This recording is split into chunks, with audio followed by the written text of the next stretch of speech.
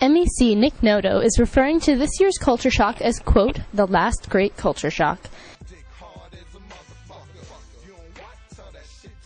Perhaps the most controversial performer is rapper CamRon.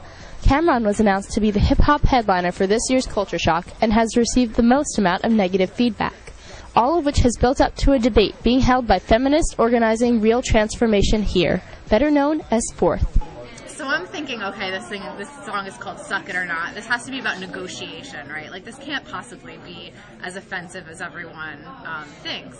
But then I listened to it, and there's some lyrics in there that say it's not a question anymore, and things that made me feel, like, personally really uncomfortable. And his lyrics for Suck It or Not are controversial, to say the least. However, Carlos Salcedo and the Hip Hop Club have another way of looking at the choice of headliner, especially from a financial perspective. At the end of the day, the hip-hop is misogynistic regardless. You know what comes with hip-hop. Like, every artist has something to say about women or the gay community or something like that. Like in my head, I was like, when I first started seeing Fourth jump up about it, I was like, who would you think we could get? Mos Def or Common? Those are $50,000 artists. Those are conscious artists. They don't really talk about that stuff like that. But those guys are like Rutgers and Syracuse University budgets. And as compared to some of the other possibilities, CamRon as a headliner seemed like a much better fit.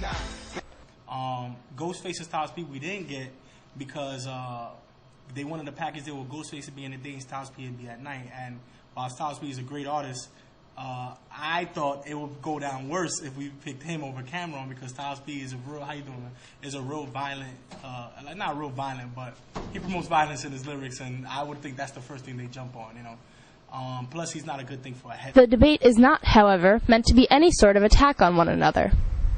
The one thing that we think is really important as a club is to make sure that anyone who is interested in speaking out is not silenced and that there's a safe space for people to speak out on issues that they care about.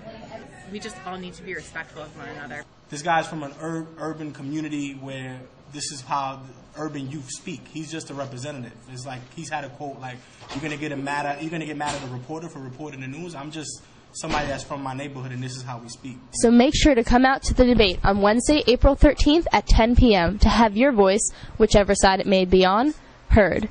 I'm Regina Lynch for The Brick.